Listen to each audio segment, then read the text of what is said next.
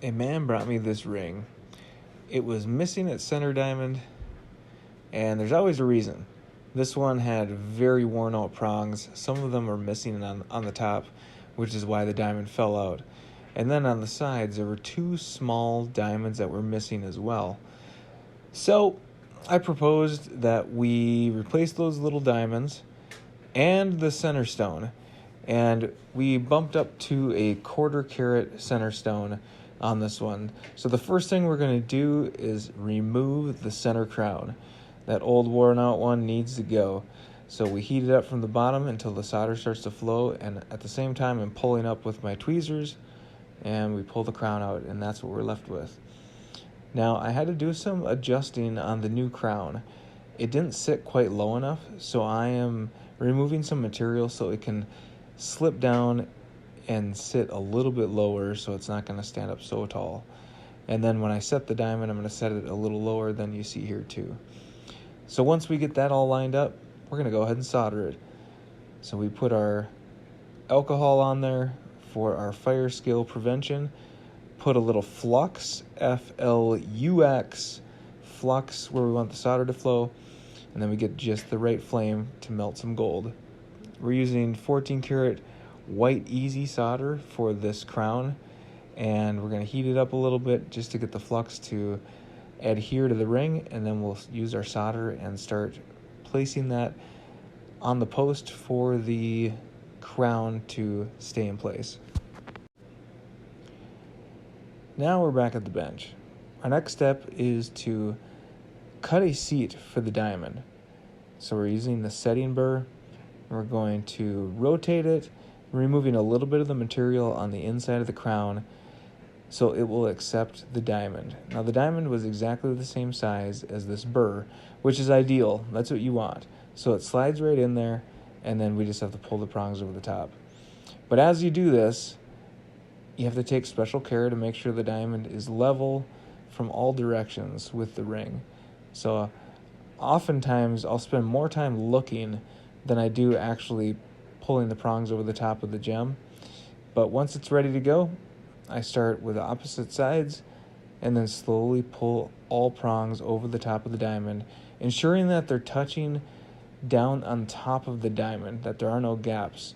If there's little gaps between the diamond and the prong, hair can catch in it, little slivers of fabric can get caught in there, and it's just not a good thing. And plus it allows for things to pull up on the prong, and you don't want that either. Now for the side diamonds, we have these two little ones right here in this baggie, and they're going to go on either side of the center diamond and the two side diamonds.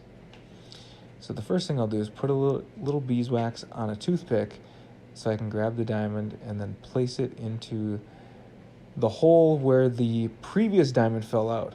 Now I'm just pre-fitting this. I'm looking at how it's sitting in there with the size of the diamond I chose, and what I'm going to have to do to make sure it doesn't come out. So first thing I do is we're going to push the diamond in there. I already cut a little seat for it with one of my burrs, and now I'm just pushing with a brass push rod, and that helps just secure the diamond in place before I actually set it, so I can kind of look and see if it's level and ensure everything's in place before I go and start setting it. Now I'm using a beading tool.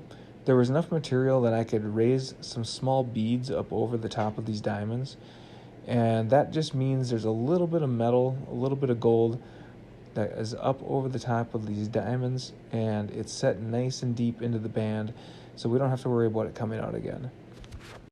So whenever a diamond falls out, there's always a reason. Typically it's because the prongs are worn out, and then the diamond just eventually just comes out because the prongs are worn down so much that there's no metal left to hold the diamond in place. And this is very common, especially in rings that are worn every day. You will have to do maintenance on them just like you would a car. So they will need a new crown eventually, maybe retip some prongs, and just it's the nature of wearing jewelry. So once I got the prongs shaped, I'm going to go over to the polishing wheel and get it all polished up and put it in the noisy ultrasonic cleaner. Thankfully I have this muted so you can't hear the horrible noise that makes.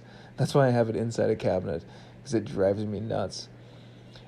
And then we're going to steam it off after it's all nice and clean. That just blasts any little residue off of the ring so it's completely clean. The last step is to check and make sure all the diamonds are nice and tight.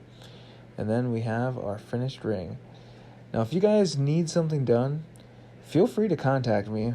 My email's at the end of this video, wegman721@gmail.com.